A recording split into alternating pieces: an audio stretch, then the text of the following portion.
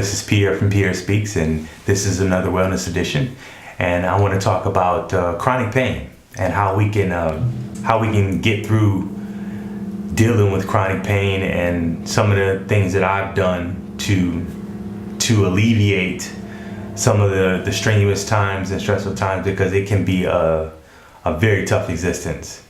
So right away, I want to talk about what they tend to do with people who have chronic pain. In palliative medicine, there is a protocol, and they usually go from, they'll treat your symptoms. So, you'll start here at medication, and then you'll go to, if it persists, they'll change your medication or up your dosage. Then you'll go to PT if it persists after that. Then it'll go to pain management, where it's like cortisone shots or spinal injections or something like that. Then if that doesn't work, then they may send you to some alternative medicine, possibly like massage therapy or chiropractic or something like that. And then if that doesn't work, then you start looking into options for surgical intervention.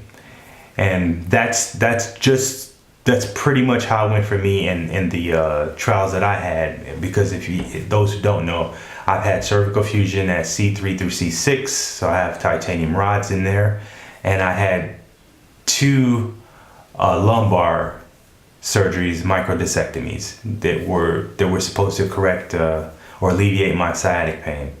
And it hasn't been all that successful for the sciatica part. But for my neck, that was emergency surgery that pretty much was to prevent me from being paralyzed, as I was told. So for all intents, that one was very successful. Thank goodness for that, doc. But the sciatica one is, that's the one that still persists, and it's still something that I deal with every day. I am, as chronic pain would imply, I am always in pain of some sort. It's not the same. It's not like when my neck was at its worst or anything like that. I do still have some tingling in my fingertips, very little, but not nearly as much as before. I don't have the flexibility or range of motion that I used to have from here to here, but I wasn't able to turn this much before. So again, I still have that. But the sciatica had gotten so bad for me about 6 years ago, that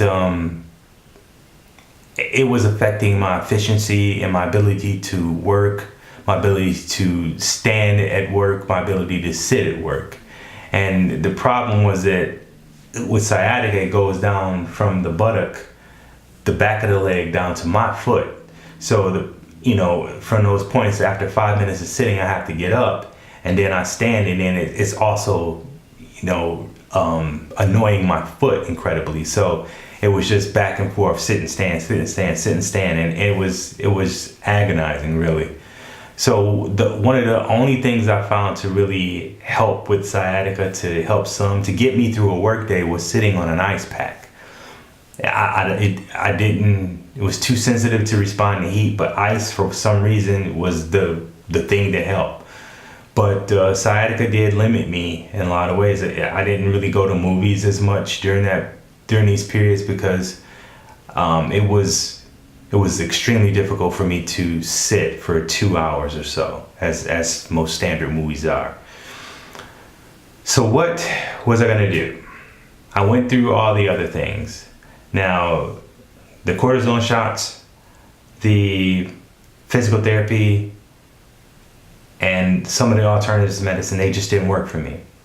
Medication, it did work. It was the most profound effect on me, I would say. The problem with medications is that, and this, I will probably make a companion video to this about prescription meds.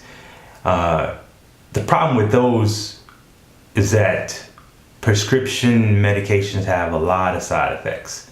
So it was like, okay, I'm not in nearly as much pain, but I'm not really functional for the rest of the day either. So it was, what do you want? So it was something that I couldn't see myself being on for an extended amount of time. So medications, I just kind of Don't do medications unless it's a really bad day. But the thing that I found out was that I needed to stop thinking about it. And that may sound trivial and very simple, but that's what it boiled down to. When it first started for me, that's all I wanted to talk about was how much pain I was in, how miserable I was. And I feel like in doing so, you give it life. And it took a long time for me to figure it out. And what I did is I just started to engage myself and just say the heck with it. And I just started to try to live like I was living prior to the pain. Once I did that and became engaged in more things, I didn't think about it as much. And I would have people around me say, hey, how are you, how's your back today? How's your butt today? You know, in terms of sitting. And I'd be like, oh, I haven't really even thought about it. But then as soon as someone mentions that, it'll be like, damn, I notice I'm buzzing. I notice it feels like I'm burning back here and everything. So it's like as soon as you're not thinking about something or you're not putting that energy, that mental energy towards it, it dies down a little. And as I've coined, I like to term it as finding a way to quiet the noise. You know, we can do that in life with like things like meditation and stuff like that. But here it's kind of the same thing. You just find focus in something else, and it takes some of the pain away. It takes some of the edges of that pain off. So that's kind of how I've been moving, and it's helped me greatly. I'm at a point where I understand I'm not going to be 100% ever again, probably. But management is what my goal is, management of this pain. And I want to do that as holistically as possible. And I don't think there's a more holistic way of doing it than healing yourself or fixing yourself or finding resolve within your mind. And I like everyone to know how important and how incredibly powerful you are and how incredibly powerful your mind is. And it is the source, in my opinion, of healing yourself. I feel like I've accomplished this at least several times in my life, at least several times. So I would urge anybody to, you know, if you're at that point where you're going through that protocol of they're sending you through these things, it's hard to tell you. You might want to start thinking about just not thinking about it, but I'm telling you, if you can perhaps merge meditation and, you know, ambient music or whatever types of things that you can to find focus in something else or just centering yourself, I believe that anyone can probably do this. I'm not special in this regard. So I would urge anyone to just find that engagement in something else, become more busy.